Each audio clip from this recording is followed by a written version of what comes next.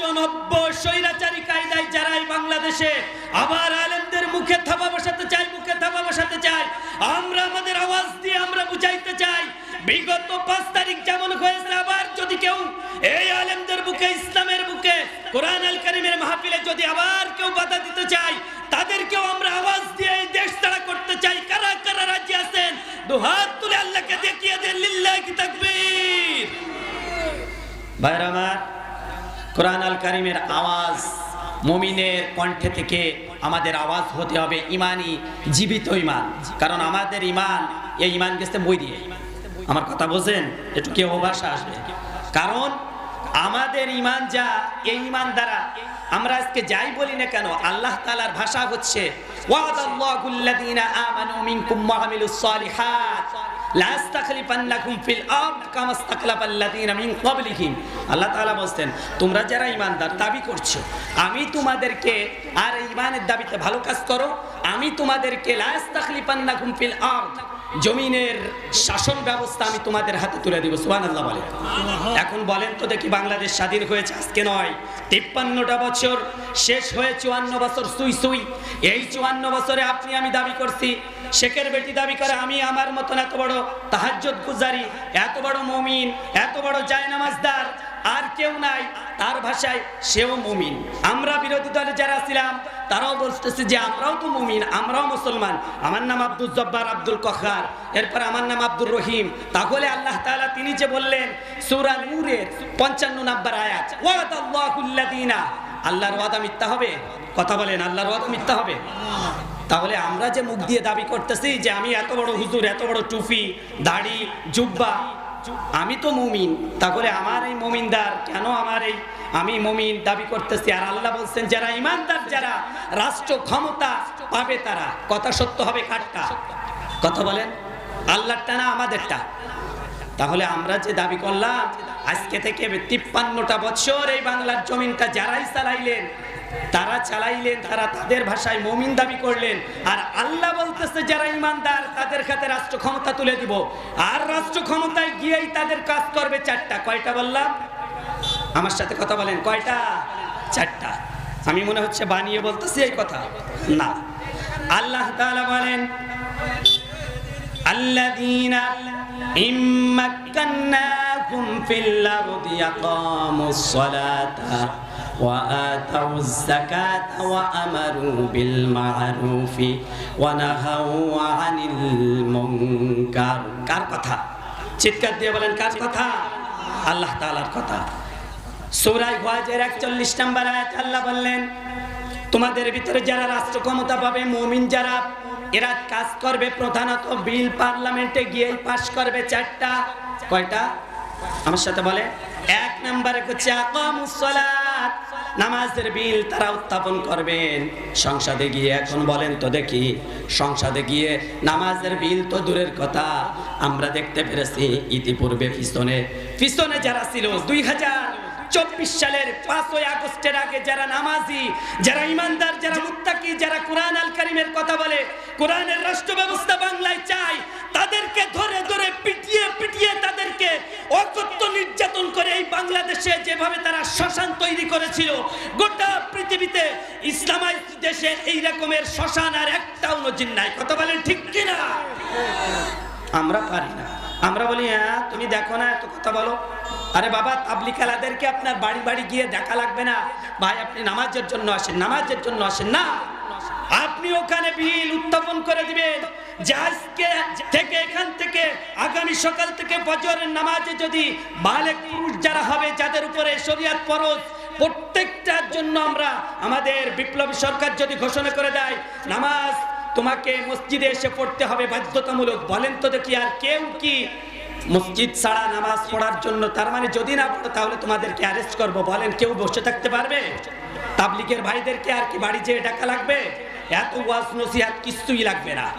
আপনাদের মনে থাকা উচিত, পশ্চিম পাকিস্তান থেকে যখন আইয়ুব খান ঘোষণা করেছিল যার যার বাড়ির পাশে কচুরি পানা আছে, এখানে মুরব্বি কারা আছে জানেন না? জানেন না? আইয়ুব খান পশ্চিম পাকিস্তান থেকে ঘোষণা করেছিল যে তোমাদের বাড়ির পাশে যার যার বাড়ির পাশে কচুরিপানা আছে সময় দিয়ে দিলাম, যদি এই কচুরিপানা তোমরা পরিষ্কার না করো তাহলে তোমাদের কিন্তু পানিশমেন্ট হবে। বলেন তো দেখি কারোর পাশে বাড়ির পাশে কচুরিপানা তো দূরের কথা, একটু ময়লা থাকলেও পরিষ্কার করা লেগেছিল কিনা? লেগেছিল কিনা? সুতরাং ওয়াজ করে তামাম জীবন আপনি আমি নামাজের ভিড় 100% নামাজি আমরা বানাইতে পারবো না। আমাদের দরকার হচ্ছে এখন কোরআন আল কারিমের সংবিধান, কোরআন আল কারিম পার্লামেন্টে চলে গেলে এই রকমের ওয়াজ নসিহত লাগবে না, বাংলাদেশের মানুষ এমনিতেই ভালো হয়ে যাবে। সুবহানাল্লাহ বলেন। ভাইরা আমার, আজকে আমাদের এই যে অনুষ্ঠানটা হচ্ছে কারোর কি অনুমতি লেগেছে? কথা বলেন।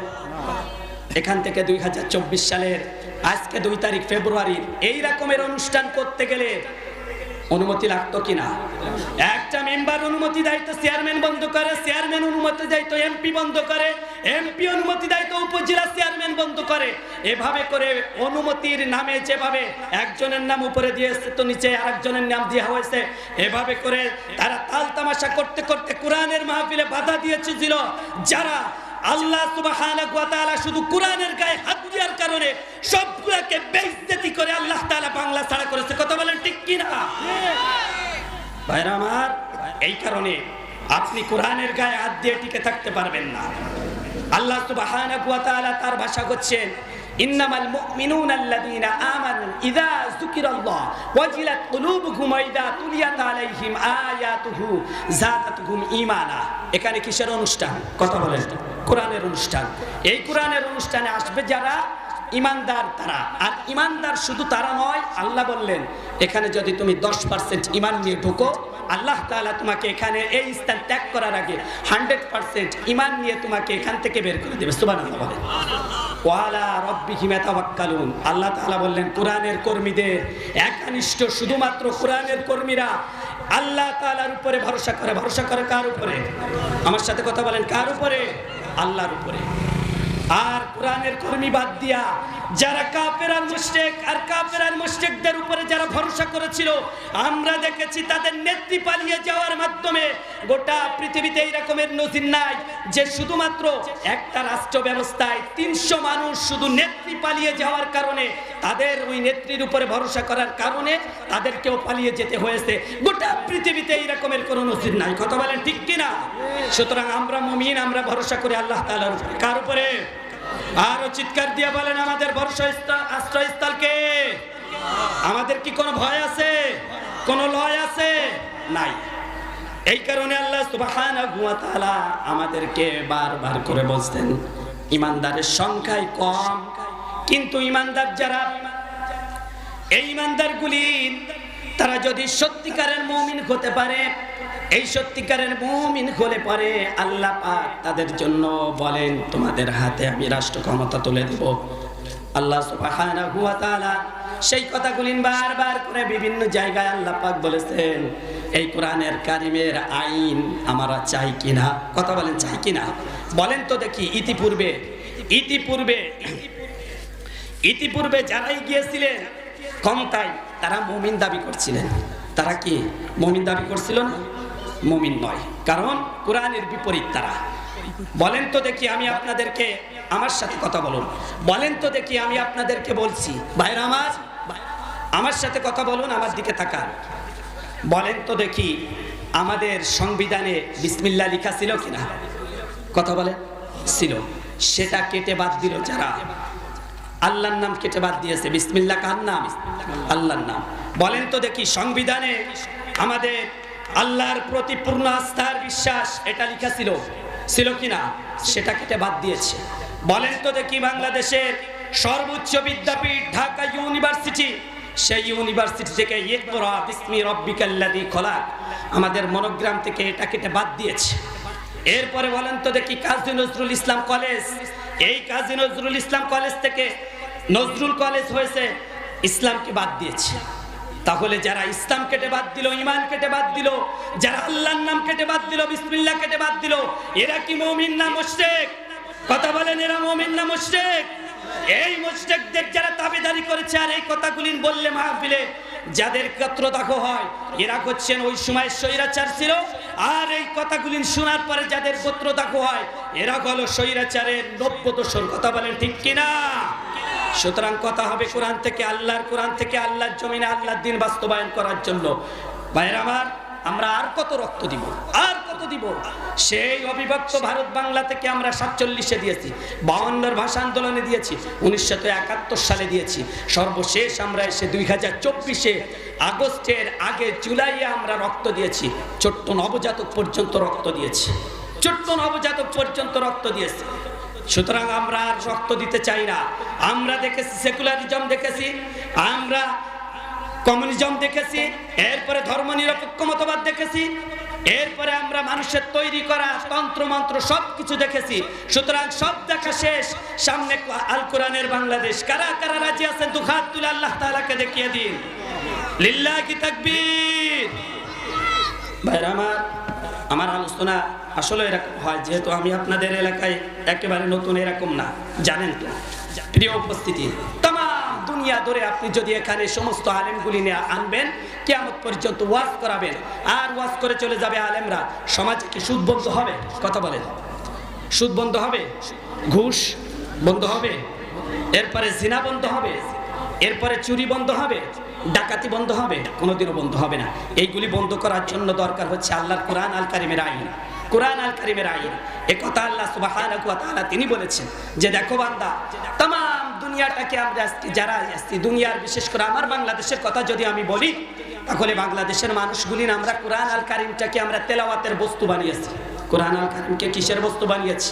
তেলাওয়াতের। শুধু তেলাওয়াতের না, কোরআনকে আল্লাহ তাআলা কেন নাজিল করলেন এ কথা কোরআনে আছে না নাই? কথা বলেন, আছে না নাই? রব্বুল আলামিন বলেন কোরআন আল কারিমের 4 নম্বর সূরা, সূরাতুন নিসা এর 105 নম্বর আয়াত, আল্লাহ পাক তিনি সেই কথাগুলি বললেন। আল্লাহ তাআলা বলেন ইন্না আনজালনা ইলাইকাল কিতাবা বিল হক লিতাহকুমা বাইনান নাসি বিমা আরাকাল্লাহ। আল্লাহু আকবার বলেন। কার কথা এটা? আল্লাহ তাআলার কথা। আল্লাহ বলছেন যে ইন্না আনজালনা ইলাইকাল কিতাব বিল হক লিতাহকুমা বাইনান নাস। ও বান্দারে, তোমাদের উপর আমি এই কিতাব নাযিল করেছি লিতাহকুমা বাইনান নাস, মানুষের মাঝে বিচার ফয়সালা করার জন্য। কি করার জন্য বলেন তো দেখি? বিচার ফয়সালা করার জন্য। এখন বলেন তো দেখি, বাংলাদেশে সিভিল ল আর জুডিশিয়াল ল, এই যে দুইটা ল আছে, এই দুইটা আইন, এইটা কি কোরআনের আইন নাকি মানব রচিত আইন? কথা বলেন, কোরআনের না মানব রচিত? মানব রচিত আইন দিয়ে গোটা পৃথিবী জুড়ে আপনি হন্য হয়ে করবেন। ব্রিটিশ ল আপনাকে শান্তি দিতে পারবে না, এই পৃথিবীর মানুষকে চেষ্টা করেছে। এরপরে আপনার আমেরিকান ল এই পৃথিবীর মানুষকে শান্তি দিতে পারবে না। শান্তি যেটা দিতে পারে সেটার নাম কোরআন। সেটার নাম কি বলেন তো দেখে? চিৎকার দিয়ে বলেন, সেটার নাম কি? আসলে বিষয়টা হচ্ছে কি, আমরা যখন এই টাইপের কথা বলি তখন কিছু মানুষের গোত্রদাহ হয়, হবেই, কারণ আপনি তো বোঝেন না, আপনি জানেন না। আপনি শুধু ইসলাম বলতে মানেন দাড়ি, টুপি, জুব্বা, এরপরে জিকির, এইগুলা না। এইগুলা তো থাকবে, এইগুলার সাথে সাথে আমাদেরকে সবচেয়ে সর্বঅগ্রে যেটা হতে হবে সেটা হচ্ছে আমাদেরকে আল্লাহর জমিনে আল্লাহর দ্বীন প্রতিষ্ঠিত করার জন্য নবী আর রাসূলদের যে দায়িত্ব দিয়েছিলেন, একই দায়িত্ব হচ্ছে আমাদের উপরে। সুবহানাল্লাহ বললেন নাকি আমি ভুল বললাম? আপনি মানেন রাসূলুল্লাহকে, আপনি মক্কার জীবনী, মদিনার জীবনে যখন আপনাকে কথা বলা হয় তখন আপনি বলেন হুজুর এইটা আপনি রাজনীতির কথা বলছেন। বলেন তো দেখি, ইসলামের রাজনীতি আছে না নাই? নাকি ইসলাম অর্ধেক, 3 ভাগের 1 ভাগ, নাকি ইসলাম পরিপূর্ণ? চিৎকার দিয়ে বলেন ইসলাম পরিপূর্ণ। আল্লাহ সুবহানাহু ওয়া তাআলা তিনি বলেন ইয়া আইয়ুহাল্লাযীনা আমানু দুখুলু ফিস-সিলমি কাফা। আল্লাহ তাআলা বললেন বান্দারে, ইসলামকে তোমরা পরিপূর্ণ দাখিল করো। ইসলাম হচ্ছে উদখুলু ফিস-সিলমি কাফা, ইসলামের ভিতরে পরিপূর্ণ দাখিল করো। ইসলামের ভিতরে আপনার কোরআন আল কারীমের ভিতরে পারিবারিক জীবন আপনি কিভাবে চালাবেন এটা আছে না নাই? কথা বলেন, আছে না নাই? এরপরে আপনার সমাজ জীবন কেমন হবে এটা আছে না নাই? আপনার রাষ্ট্রীয় জীবন কেমন হবে ইসলামের ভিতরে সবগুলো আছে। সমস্যা হলো ওই জায়গায় যখন আমরা বলি ইসলামের ভিতরে সব রয়েছে, তখন আমাদের ভিতরে এক শ্রেণীর মানুষ বলে ইসলামের ভিতরে সব আছে, ঠিক আছে, ইসলামের সাথে কোরআনের সাথে কোনো রাজনীতির কোনো সম্পর্ক নাই। এ কথা আছে না নাই? কথা বলেন, আছে না নাই? তাহলে তো 90 দশক যেই কথা বলেছিল যে হুজুর ওয়াজ মাহফিল করতে আসছো ঠিক আছে, কিন্তু রাজনীতির কথা বলবা না। আর আপনি এখনো পর্যন্ত ক্ষমতায় যে পারেন নাই, তাই যদি আপনার মুখের ভাষায় হয়, না জানি ক্ষমতায় অধিষ্ঠিত হলে পরে এই বাংলাদেশের আপনি তাওকীদি জনতাকে এরপরে আলেমদের সাথে কি ব্যবহার করবেন তার পূর্বাভাস আমরা দেখতে পাচ্ছি। কথা বলেন ঠিক কিনা? সুতরাং এক স্বৈরাচার থেকে আমরা মুক্তি পেয়ে আর এক স্বৈরাচারের ভিতরে আমরা দাখিল করতে পারি না, প্রবেশ করতে পারি না। কথা বলেন ঠিক কিনা? নাকি আমি বেশি বললাম? আমি ঠিক আছি? আমার ভাইরা, কুরআন আল কারীমের আইন প্রতিষ্ঠিত হতে বাধা দেবে কয়েক শ্রেণীর লোক। এর ভিতরে চার খোর। কয় খোর? আমার কাছে কথা বলেন, কয় খোর বললাম? চার খোর। এক নম্বর হচ্ছে মদখোর। মদখোর কি জীবনে চাবে এই কুরআন আল কারীমের আইনটা পার্লামেন্টে যাক? কথা বলেন, মদখোর চাবে? কারণ মদখোর জানে আমি যদি এই কুরআনের কারীমের আইন চাই এটা পার্লামেন্টে চলে যাক, তাহলে আগামীকাল সকাল থেকে আমার মদ পান করাই একেবারে চিরতরে হারাম হয়ে যাবে। দুই নম্বরে হলো সুদখোর। যারা সুদ খায়, সুদ দেয়, এরপরে সুদের লেখালেখি করে, এরা কোনোদিনও চাইবে বলেন তো দেখি কোরআনের আইন বাস্তবায়ন হোক? কোনোদিন চাবে? কথা বলেন, কোনোদিনও চাবে? তিন নম্বরে হলো যারা ঘুষখোর। বাংলাদেশের আমরা দেখেছি এমনও ইতিহাস আমাদের কাছে নজির আছে, এমন ইতিহাস যে মানুষগুলি শুধুমাত্র এমন, এখান থেকে আপনি যাবেন বাগেরহাট গিয়ে আপনি কোর্টের, মানুষ তো এখন কথায় কথায় বলে কোর্টের ইট পর্যন্ত আমাদের কাছে টাকা চায়। কথা বলেন, আছে না নাই? কোর্টের ইট পর্যন্ত আপনার কাছে হা হয়ে বসে আছে, অথচ একজন মানুষ তিনি আপনার কাছে বিপদে পড়ে যায়, এটা হচ্ছে তার রাইট রাষ্ট্রের জনগণের, আর আপনি ওখানে গিয়ে তাকে সেবা দিবেন, এটা হচ্ছে আপনার কর্তব্য। চার নম্বরে হচ্ছে যারা জিনাখোর। এই জিনাখোর কোনোদিনও চাইবে কুরআন আল কারীমের আইন পাশ হোক? কথা বলেন, চাইবে? কোনোদিনও চাইবে না। আমার তো মনে হয় বাংলাদেশটা কতটুকু আর একটা দেশ, লক্ষ লক্ষ প্রশাসন রয়েছেন, এরপরে হাজার হাজার পুলিশ প্রশাসন আছে, সেনাবাহিনী আছে, বিমান বাহিনী আছে, সব কিছু আছে। এরপরেও একজন ব্যক্তি আমাকে হাত উঁচু করে বলেন তো দেখি, দিন আর রাত মিলে 24টা ঘন্টায় একটা রাত আর দিন কোন জায়গায় বাংলাদেশের এতটুকু একটা রাষ্ট্রের ভিতরে ধর্ষণ মুক্ত বাংলাদেশ আমাদেরকে উপহার দিতে পারে নাই। আল্লাহর কোরআন হাতে করে বলি, ভাইরা আমার, এই কোরআনটা পার্লামেন্টে পাঠান। কোরআন আল কারীমের যে আইন আছে, কোরআন আল কারীমের আইন হলো ধর্ষণকারী সে যদি বিবাহিত হয়, ওকে বুক পর্যন্ত পুঁতে দাও। বুক পর্যন্ত পুঁতে দেওয়ার পরে ওই মানুষটাকে তারপরে তাকে পাথর নিক্ষেপ করো, ততক্ষণ মৃত্যু নিশ্চিত হবে না যতক্ষণ।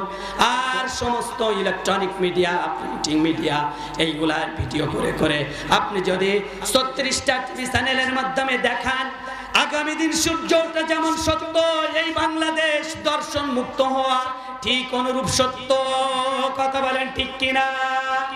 তা না করলে আমরা দেখেছি এই বাংলাদেশে কত মন্ত্রী, এমপি, আপনাদের মনে আছে না মন্ত্রী এমপি, তাদের ভিডিও ভাইরাল হয়েছে। আপনারা জানেন বাংলাদেশে একজন মন্ত্রী ওই সময় প্রতিমন্ত্রী ছিল, এই ডাক্তার মুরাদ, মিজানুর রহমান আজহারী সহ আল্লামা সাইদিকে নিয়ে তারা কটূক্তি করেছিলেন। তার 1 থেকে 2 থেকে 3 দিন যেতে না যেতেই গোটা জাতির সামনে তার কুষ্টি চরিত্রকে আল্লাহ তাআলা উন্মুক্ত করে দিয়েছেন। আল্লাহু আকবার। সুতরাং আল্লাহ সুবহানাহু ওয়া তাআলা তিনি বলেন যে বান্দারে কুরআন আল কারীমের আইন দরকার আছে না নাই? কথা বলেন, দরকার আছে না নাই? সুতরাং আমাদেরকে কোরআনের আইনের পক্ষে থাকতে হবে।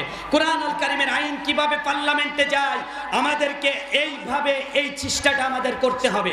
তা না করলে পরে কিয়ামতের ময়দানে নামাজ, রোজা, হজ, যাকাত দিয়ে যদি পার পাওয়া যেত, রাসূলুল্লাহ সাল্লাল্লাহু আলাইহি ওয়াসাল্লামের দাঁত ভাঙার দরকার ছিল না। কথা বলেন ঠিক কি না? রাসূল তিনি 27টা যুদ্ধে বিশ্বনবী সাল্লাল্লাহু আলাইহি ওয়াসাল্লাম সশরীরে তিনি উপস্থিত হয়েছেন, তার এইটা দরকার ছিল না। কথা বলেন ঠিক কি না? এখন বাংলাদেশে আমাদের আর কোনো কথা নাই। আমরা সব দেখেছি, এই দেশটা দাদা চালিয়েছেন, বাবা চালিয়েছেন, বুবু চালিয়েছেন, ভাবি চালিয়েছেন। সুতরাং আমাদের সব দেখা শেষ। আগামী দিন আমরা কোরআন দিয়ে বাংলাদেশ চললে কেমন দেখায় এই দেখাটা বাকি আছে। কারা কারা দেখতে চান দুখাত তুলে আল্লাহ তাআলাকে দেখা দিয়ে লিল্লাহি তাকবীর। ভাইরা আমার, যেহেতু সংক্ষিপ্ত আলোচনা আমাদেরকে সংক্ষিপ্তভাবে ছেড়ে দিতে হবে, তা না হলে আজকে অনেক মেহমান আপনারা আলোচনা শুনবেন, হয়তো বা বুঝতে পারতেছেন আমাদেরকে একটাই মিশন আর ভিশন থাকবে কোরআন কিভাবে বিজয় হয়, কোরআনের দল কিভাবে বিজয় হয়। আমরা চাই তো ইনশাআল্লাহ। আর এই স্বপ্নটা দেখেছিলেন আজকে বাংলাদেশের 18 কোটি মানুষের প্রাণ পুরুষ যিনি ছিলেন, গোটা বাংলাদেশ সহ বিশ্বের বিভিন্ন প্রান্তে বাংলা ভাষাভাষী মানুষের কলিজা আল্লামা শহীদ আল্লামা দেলাওয়ার হুসাইন সাইদি রহিমাহুল্লাহ, কথা বলেন ঠিক কিনা? সুতরাং তাকে যারা নির্যাতনা জুলুম করে হত্যা করেছে আমরা হত্যার বদলা নিতে চাই, কথা বলেন ঠিক কিনা?